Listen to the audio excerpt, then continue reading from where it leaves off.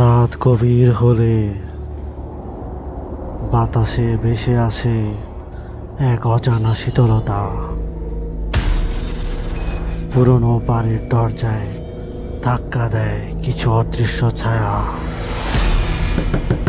আর চারপাশে ছড়িয়ে পড়ে ভয়।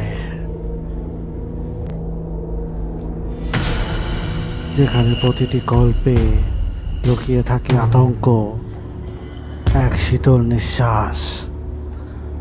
সাবস্ক্রাইব করুন আর ঢুকে পড়ুন এক অন্ধকার জগতে, যেখানে ভয়টাই সত্য।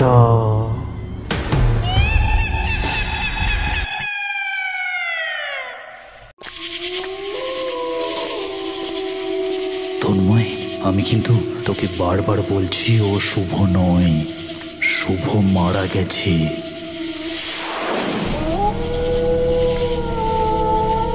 যার গলা কাটা মৃতদেহ আজকে সকালেই দেখেছি আমি, সে কিভাবে সে এই ভোর সন্ধেবেলায় আমার সামনে দাঁড়িয়ে আছে?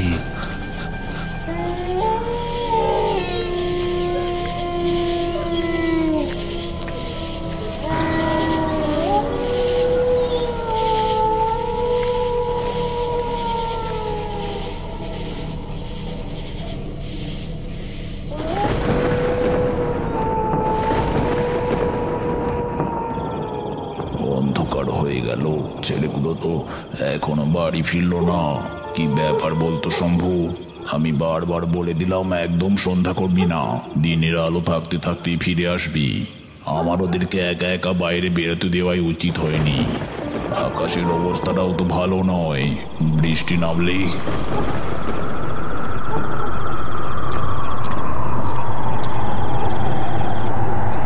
ছোটবাবু, কারা যেন আসছে মনে হচ্ছে। কই, কোথায়? ওই তো।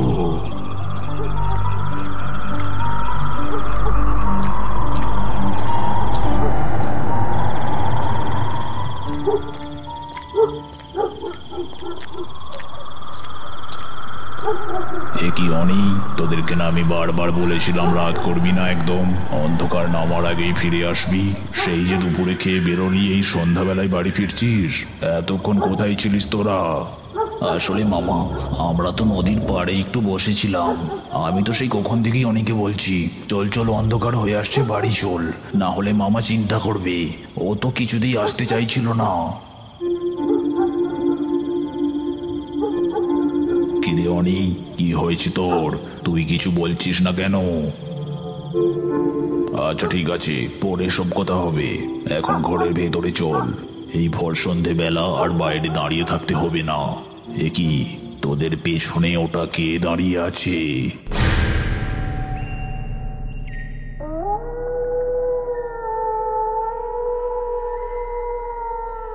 আরে মামা, ওই তো আমাদের বন্ধু শুভ। কিন্তু শুভ তো। অনি, একটু আয় তো এদিকে। অনি, কোথায় পেলি ওকে? ও তো মারা গেছে। আমরা তো আজকে সকালবেলায় নিমডাঙ্গি গ্রামে গিয়ে নিজের চোখে দেখে এলাম ওর মৃতদেহটা।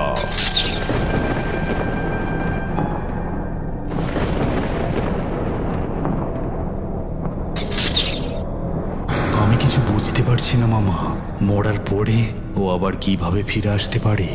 তবে কি সকালবেলায় আমরা যে মৃতদেহটা দেখেছিলাম ওটা অন্য কারো ছিল? তন্ময় তো তাই বলছে। কি বলছে? বলছে যে ওই মৃতদেহটা নাকি অন্য কারো ছিল, আর এটাই আমাদের বন্ধু শুভ। ও এখনো বেঁচে আছে, আমাদের কাছে আবার ফিরে এসেছে। তাই তো ওকে বাড়িতে ডেকে নিয়ে এসেছে। আমি ওকে অনেক বারণ করলাম, কিন্তু শুনলো না।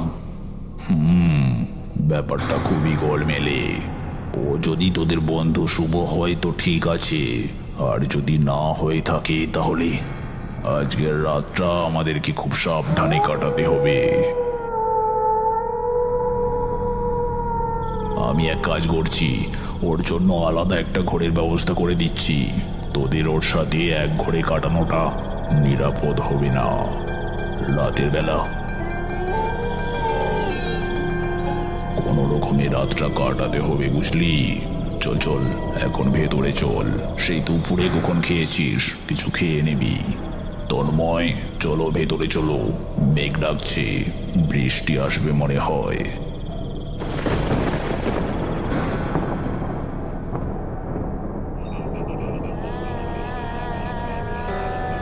আমরা খেয়ে দিয়ে খাটে এসে বসলাম, কিন্তু শুভ কিছুই খেলো না। কেবলমাত্র খাবারের থালাটা নিয়ে বসেছিল আর এক দৃষ্টিতে তাকিয়েছিল জানালা দিয়ে ঘরের বাইরে অন্ধকারের দিকে।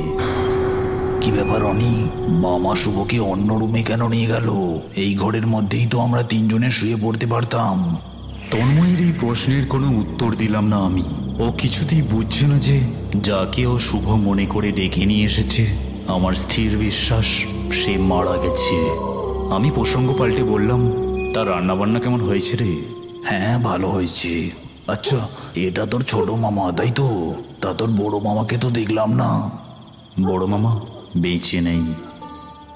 আমার এই মামা বাড়ির ভয়ঙ্কর একটা ইতিহাস আছে। আজ থেকে বছর 50 আগে এই গ্রামে একটা ডাকাত দল ছিল। আমার বড় মামা ছিল সেই দলের সর্দার। ছোট মামা, শম্ভু সবাই ওই দলের সাথেই যুক্ত ছিল। তারপর হঠাৎ একদিন বড় মামা মারা যান, দলও ভেঙে যায়। ছোট মামা, শম্ভু আর সকলেই ওই কুকর্ম ছেড়ে দিয়ে পূজা অর্চনা করেন, বাড়িতেই থাকেন। তবে জানিস তো তন্ময়, এই বাড়িতে নাকি একটা গুপ্ত ঘর আছে। সেখানে নাকি এখনো ডাকাতির বিভিন্ন সরঞ্জাম, অস্ত্রশস্ত্র রাখা রয়েছে গোপনে। যা, কারেন্ট চলে গেল যে! বাইরে তো মনে হচ্ছে ঝড় উঠেছে।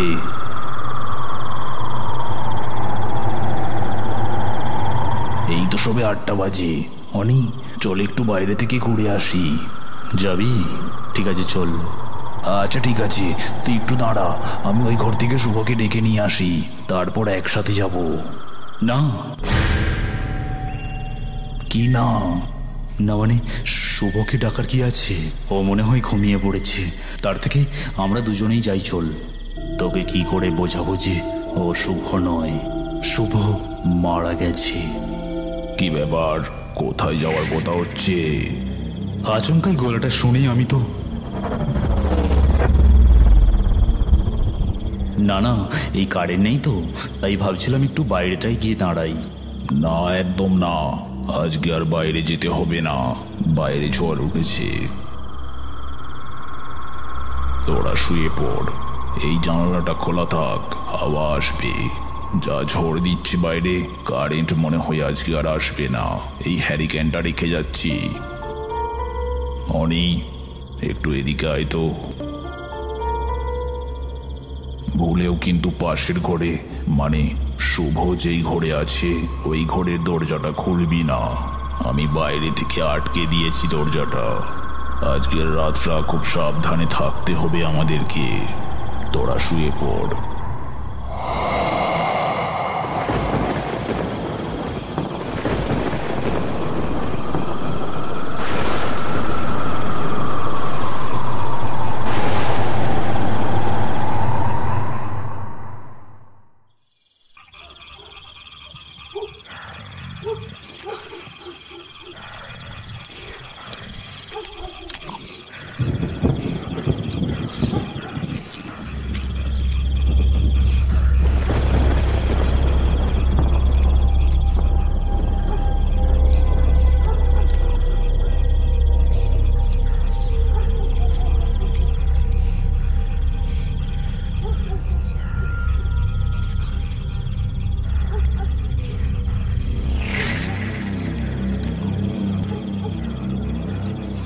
রাত গভীর, বৃষ্টি থেমে গেছে, কিন্তু কারেন্ট এখনো আসেনি। হ্যারিকেনটার জ্যোতি কমে এসেছে, মনে হয় তেল ফুরিয়ে এসেছে। বাইরে থেকে ব্যাঙেদের তীব্র গর্জন কানে এসে লাগছে, কিন্তু সেই শব্দ ঝাঁপিয়ে আরো একটা শব্দ কানে এসে লাগাতেই ঘুমটা ভেঙেছে আমার। কিরকম অদ্ভুত একটা শব্দ, কোনো কিছু খাওয়ার শব্দ কি? কিন্তু এই মাঝরাতে তন্ময় বেঘরে ঘুমাচ্ছে। তন্ময়, এই তন্ময়, তন্ময়, এই তন্ময়। কোনো সাড়া শব্দ পেলাম না। অগত্য আমি একাই উঠে দাঁড়ালাম, হ্যারিকেনটা নিতে যাচ্ছি, দপদপ করে নিভে গেল সেটা। অন্ধকার নেমে এলো ঘরটাতে, সেই আওয়াজটা এখনো আসছে।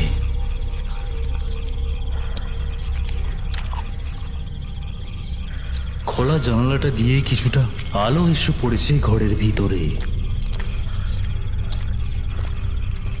আমি জানালাটা দিয়ে বাইরের দিকে তাকালাম। কে কে ওটা এত রাতে বাইরে বসে রয়েছে? শুভ নাকি? আমার হাড় হিম হয়ে এলো। তা কি করে সম্ভব? মামা তো বলেছিল শুভর ঘরের দরজাটা বাইরে থেকে আটকে রেখেছে। তাহলে কে ওটা?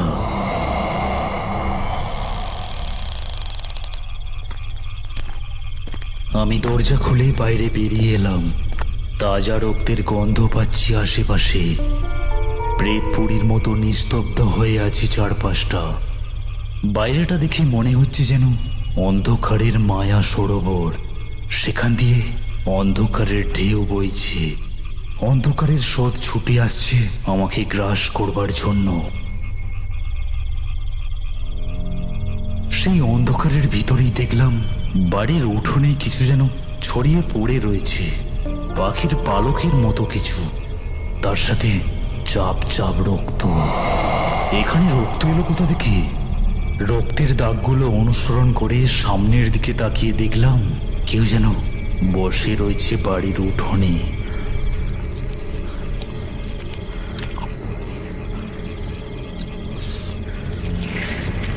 কে? এত রাতে কে বসে রয়েছে ওখানে?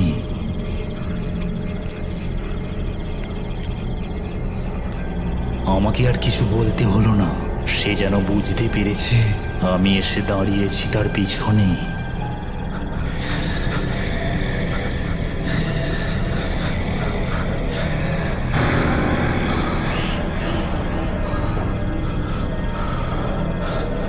অনি, আমার পিছন থেকে চাপা গলায় কি যেন ডেকে উঠলো আমাকে। তবে কি কেউ আমার পিছনে এসে দাঁড়িয়েছে। বরফের মতো ঠান্ডা হাওয়ার পড়ছে, আমার হাড় হিম হয়ে এলো। কে কে কে কে? কি তন্ময়, তুই তুই এখানে কি করছিস? আরে আমি তোকে ঘরে না দেখতে পেয়েই তো এলাম। তুই এত রাতে বাইরে কি করছিস? তন্ময় তন্ময় দেখ ভাই, ওখানে ওখানে কি যেন বসে রয়েছে। কোথায়? ওই তো ওখানে। মাথাটা পিছনের দিকে ঘুরিয়ে যা দেখলাম তা যে কোনোদিনও দেখবো তা আমি স্বপ্নেও ভাবিনি। শুভ দাঁড়িয়ে রয়েছে আমাদের সামনে।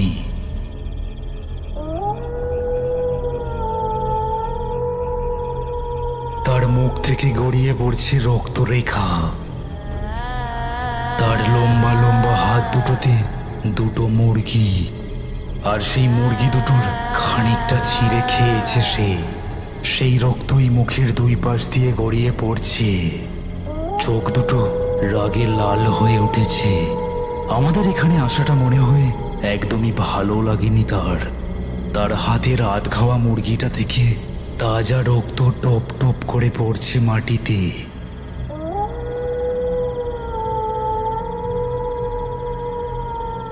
লক্ষ্য করলাম ধীরে ধীরে তার মুখের আকৃতি পাল্টে যাচ্ছে।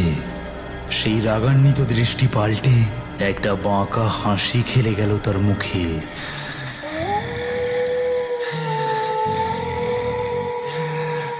হঠাৎ সেই আধ খাওয়া মুরগিটা মুখের কাছে তুলে ধরল সে। তারপর ছিঁড়ে ছিঁড়ে খেতে লাগলো সেটা।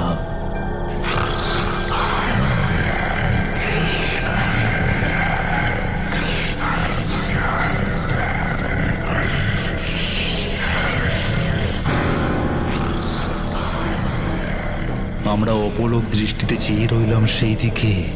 নড়বার ক্ষমতাটাও যেন হারিয়ে ফেলেছি।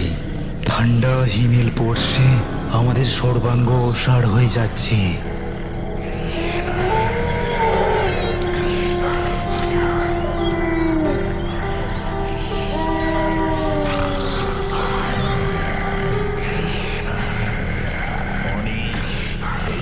এরই মধ্যে মৃদু একটা কণ্ঠস্বর আমার কানে আসছে। অনি, এই অনি, কি করছিস তোরা ওখানে? অনি। চোখ ফিরিয়ে দেখলাম মামা পিছন থেকে আমাদেরকে ডাকছে। ও তোদের বন্ধু নয়, শুনতে পাচ্ছিস না? ভিতরে আয় তাড়াতাড়ি। মামার কোথায় ঘর কাটতেই আমরা দৌড়ে ঘরে ঢুকে পড়লাম। সাথে সাথেই মামা দরজাটা বন্ধ করে দিল।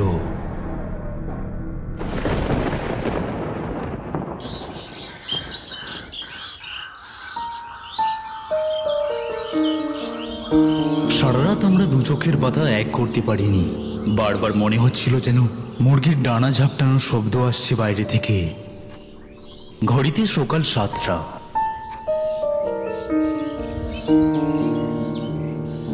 শম্ভু কাকা, মামা কোথায় গো? ও, তোমরা উঠে পড়েছো ঘুম থেকে? আর বলো না, রাতে তো একটুও ঘুম হয়নি। তা মামা কোথায়?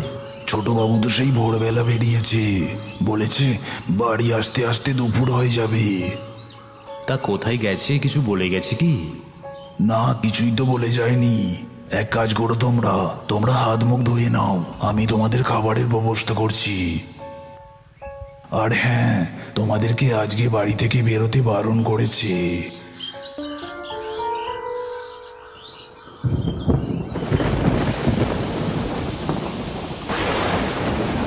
ঘড়িতে সকাল 10টা। আকাশ ফেটে বৃষ্টি শুরু হয়েছে।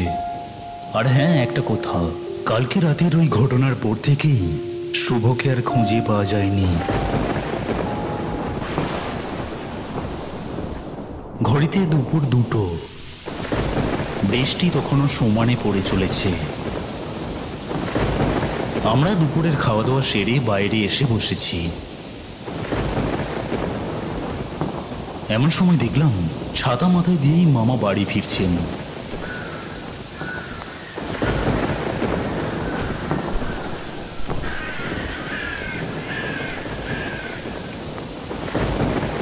এ কি মামা, এত বৃষ্টির মধ্যে আসতে গেলে কেন? পুরো ভিজে গেছো যে। আর তোমার সাথে উনি কে? বলছি, তার আগে এই শম্ভু, ভেতর থেকে গামছাটা নিয়ে আয় তো। তা তোরা খাওয়া দাওয়া করেছিস? হ্যাঁ, আমাদের খাওয়া দাওয়া হয়ে গেছে। তা মামা, উনি? ও হচ্ছে দীননাথ, আমার অনেক পুরানো বন্ধু। ওর বাড়িতে গিয়েছিলাম। আচ্ছা, আমাদের দুপুরে কিছু খাওয়া হয়নি বুঝলি। খেয়ে দিয়ে একটু বিশ্রাম নেই, তারপর কথা হবে। ঘড়িতে বিকাল 4টে। বৃষ্টির জোরটা যেন একটু বেড়েছে।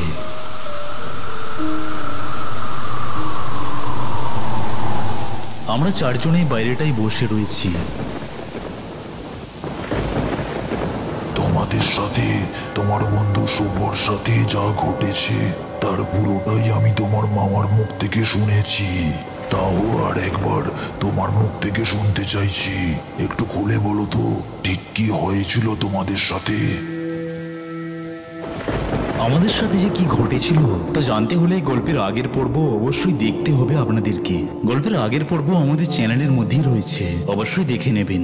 যারা দেখে নিয়েছেন অল্প একটু মনে করিয়ে দিই। নিমডাঙ্গি গ্রামের অল্প বয়সী ছেলেদের হাত ও গলাকাটা মৃতদেহ খুঁজে পাওয়া যাচ্ছে অচেনা একটা গাছের নিচে। শুভর চাকরি সূত্রেই আমিও আমার বন্ধু শুভ আর তন্ময় নিমডাঙ্গি গ্রামে এসে পৌঁছাই। রাতের আঁধারে আমরা গিয়ে পৌঁছাই সেই গাছটার কাছে। হঠাৎ সে শুভর গলা টিপে ধরে, ছেড়ে দাও।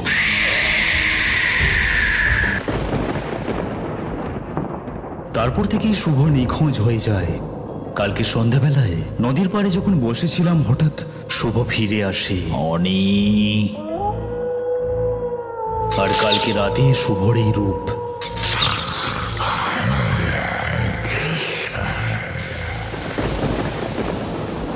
বুঝলাম, ব্যাপারটা খুবই গোলমেলে।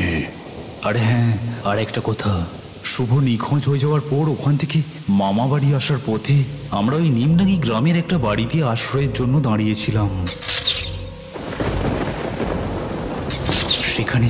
সেখানে একজন বৃদ্ধ আমাদেরকে মাংস ভাত খেতে দেন। ওর বাড়িতে আমি শুভর কাটা মুন্ডুটা দেখেছিলাম।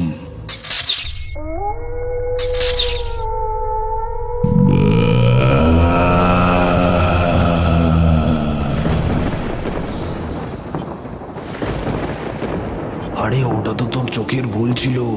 আমরাও তো ছিলাম ওখানে, আমরা তো কিছুই দেখতে পাইনি। না, কোনো ভুল ছিল না তোমার।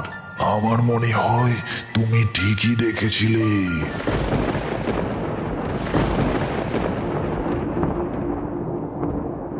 সবই বুঝলাম। আচ্ছা ঠিক আছে, একবার চলো তো আমার সাথে ওই নিমডাঙ্গি গ্রামে। ওই জায়গাগুলো আমাকে একটু দেখিয়ে দেবে, যেখান থেকে তোমার বন্ধু শুভ নিখোঁজ হয়ে গিয়েছিল, আর যেখানেই বা তুমি তোমার বন্ধু শুভর কাটা মুন্ডুটা দেখেছিলে। আচ্ছা ঠিক আছে, চলুন। তা আপনি কি করেন? আমি দীননাথ তান্ত্রিক, তোমার মামার বন্ধু।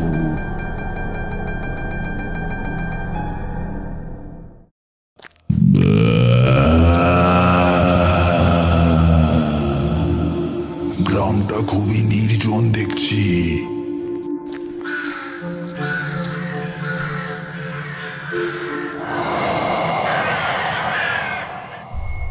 এটাই সেই গাছটা যেখান থেকে গোলাকাটা মৃতদেহগুলো খুঁজে পাওয়া যায়। আমাদের বন্ধু শুভ এখান থেকেই নিখোঁজ হয়ে গিয়েছিল।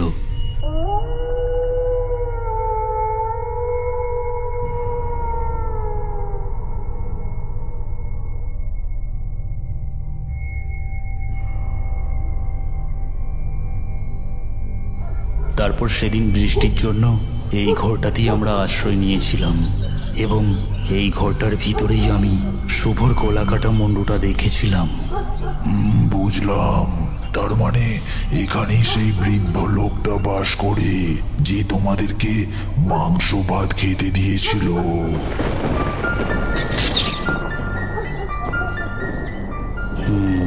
ঠিক আছে, এবার চলো ফিরে যাই, না হলে সন্ধ্যা নেমে যাবে। তার সবই তো দেখলেন, কিছু কি বুঝতে পারলেন ওই নিমডাঙ্গি গ্রামে কি ঘটছে? আর শুভর এরকম অবস্থা কেই বা করলো? দেখো, এখনই কিছু বলতে পারছি না। আপাতত ঘরে গিয়ে খেয়ে দিয়ে ঘুমিয়ে পড়ি। কালকে সকালা গ্রামে গিয়ে খোঁজ খবর নিয়ে দেখবো। কেন, আজকে রাতেই তো খোঁজ খবর নিতে পারতেন। পাগল নাকি? সন্ধ্যার পর ওই গ্রামে যাওয়া সাক্ষাৎ মৃত্যুর দুয়ারে যাওয়া। চলো এখন ঘরের ভিতরে চলো।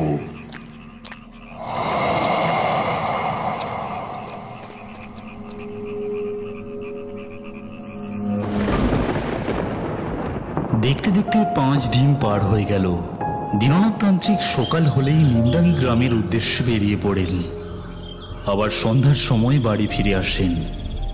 তিনি বাড়িটির 4 কোণে 4টি মন্ত্রপুত পেরেক পুঁতেছেন। সেই কারণেই হয়তো শুভর অতিরিক্ত আত্মা বাড়ির মধ্যে প্রবেশ করতে পারে না।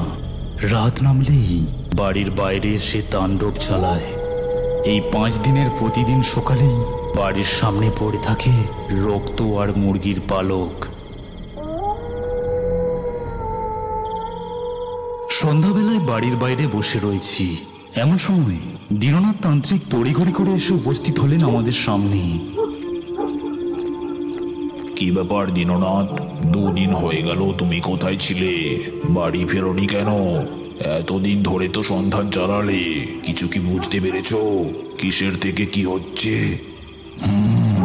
সব এখন আমার কাছে একদম জলের মতো পরিষ্কার হয়ে গেছে। তাহলে বলছি শোনো, নিমডাঙ্গি গ্রামের বয়স্ক কয়েকজনের সাথে কথা বলে জানতে পারি যে ওই গ্রামে নিশাচরণ নামে একজন বাস করতেন।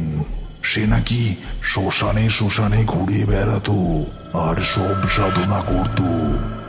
তোমার মনে আছে নিশ্চয়ই, আজ থেকে বছর 20 আগে নিমডাঙ্গি গ্রামের পাশ দিয়ে একটা ট্রেন লাইন গিয়েছিল। এখন অবশ্য লাইনটা বন্ধ হয়ে গেছে। লাইনটা গ্রামের একদম পাশে হওয়ায় গ্রামের মানুষজন গৃহপালিত পশুদের মধ্যে অনেকে ট্রেনে কাটা পড়ত। সেই সমস্ত ট্রেনে কাটা পড়া সব দেহগুলোকে নিয়েই নিশাচরণ সব সাধনা করত, এবং সব দেহর কিছুটা অংশ রান্না করে খেত। তারপর একদিন সরকার থেকে লাইনটা বন্ধ করে দেওয়া হয়। নিশাচরণও গ্রাম থেকে উধাও হয়ে যায়। মানুষের মাংস খেত আমরা সেদিন নিম্নাঙ্গি গ্রামে যে কুঁড়ে ঘরটিতে আশ্রয় নিয়েছিলাম, ওখানে সেই বৃদ্ধ আমাদেরকে যে মাংস ভাত খেতে দিয়েছিল, ওই মাংসের মধ্যেও আমি মানুষের একটা কাটা আঙুল দেখেছিলাম। তবে কি ওটা তো তোর চোখের ভুল ছিল। না, ভুল নয়, তুমি ঠিকই ধরেছ খোকা, ওটা মানুষের মাংস ছিল। আর ওই বৃদ্ধ লোকটি হচ্ছে নিশাচরণ।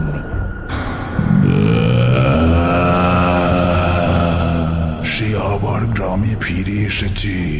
গত দুদিন ধরে আমি ওর উপর নজর রেখেছিলাম। ওর উদ্দেশ্য আমি জানতে পেরেছি। ট্রেন লাইন বন্ধ হয়ে যাওয়ায় এখন আর কেউ ট্রেনে কাটা পড়ে না। তাই গ্রামের যুবক ছেলেদেরকে ভুলিয়ে পালিয়ে ওই গাছটার কাছে ডেকে নিয়ে যায় সে, এবং তাদেরকে হত্যা করে তার আত্মা ওই গাছটাতে বন্দি করে রাখে। তোমরা হয়তো লক্ষ্য করবে ওই গাছটার ডালপালা দিনের পর দিন বেড়েই যাচ্ছে।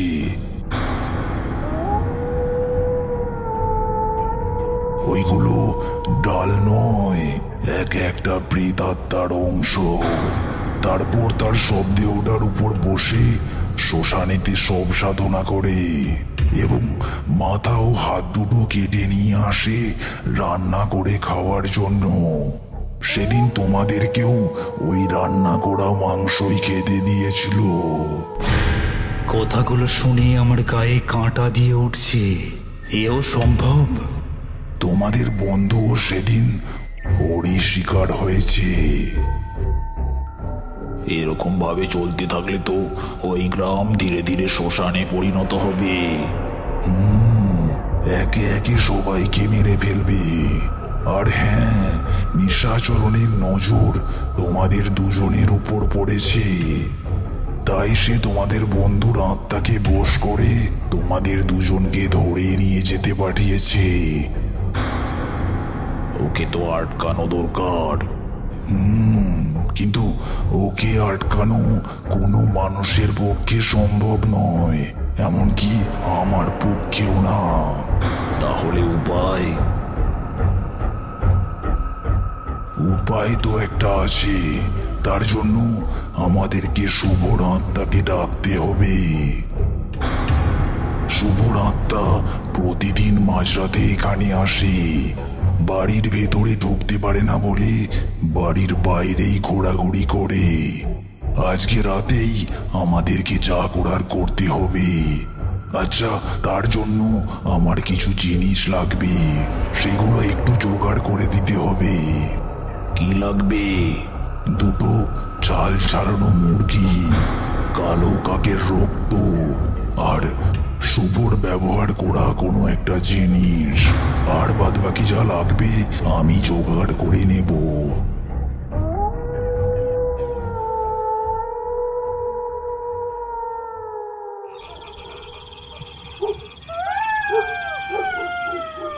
ঘড়িতে রাত 11:15।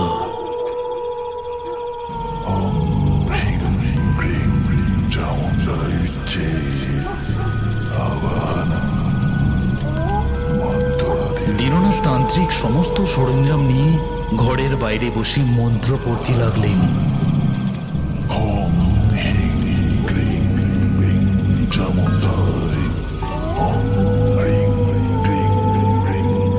আমাদেরকে তিনি ঘরের বাইরে বেরোতে বারণ করেছেন। খোলা জানালা দিয়ে দৃশ্যটা দেখতে লাগলাম আমরা।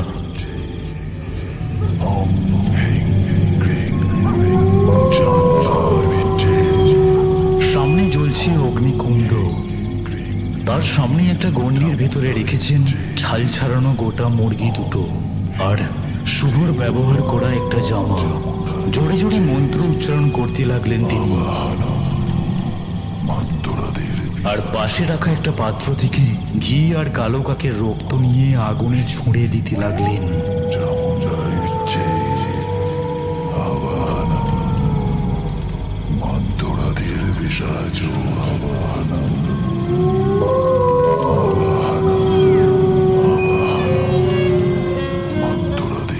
বাতাসে ভেসে বেড়াচ্ছে একটা বীভৎস পচা দুর্গন্ধ।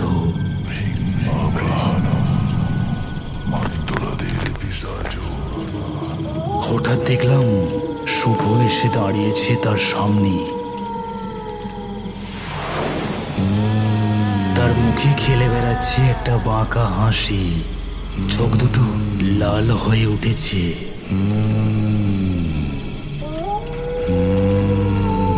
সে জোরে জোরে নিঃশ্বাস নিতে নিতে এদিক ওদিক তাকাতে লাগলো।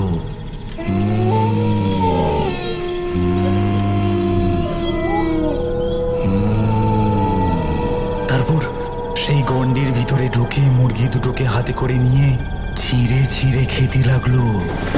কি ভয়ানক!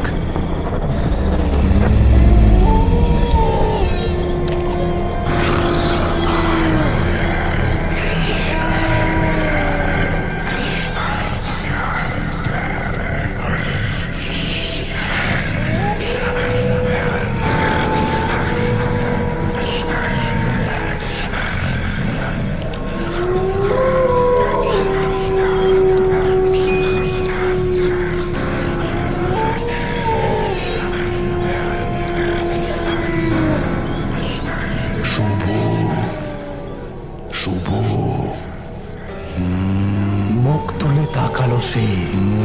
মুখের দুই পাশ দিয়ে গড়িয়ে পড়ছে তাজা রক্ত। সে আর চোখে তাকালো আমাদের দিকে। আমার বুকের ভেতরটা ধড়াস করে উঠল। একে মরার পরে মানুষের রূপ যে এত ভয়ঙ্কর হয়ে ওঠে তা তো। তার চোখের দৃষ্টির বরফ শীতল পড়ছে। আমার গোটা শরীর কাঁপতে শুরু করেছে।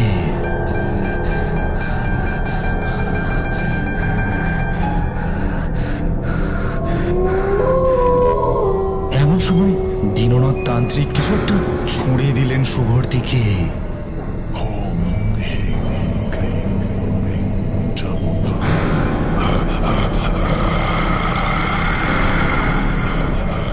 সে ভয়ানক আর্তনাদ করে উঠল। যা, তোর মৃত্যুর প্রতিশোধ নে। ওই নিশাচরণ তোকে হত্যা করেছে। নিশাচরণকে শেষ করে দে। শুভ আবারও মুখ ফিরিয়ে আমাদের দিকে তাকালো। তবে এবার তাকে দেখে আর ভয় লাগছে না আমাদের। আমাদের দিকে চেয়ে থাকতে থাকতেই সে অদৃশ্য হয়ে গেল। আর ভয় নেই, আমি শুভর আত্মাকে নিশাচরণের কবল থেকে মুক্ত করে দিয়েছি। এখন যা করার ওই করবে।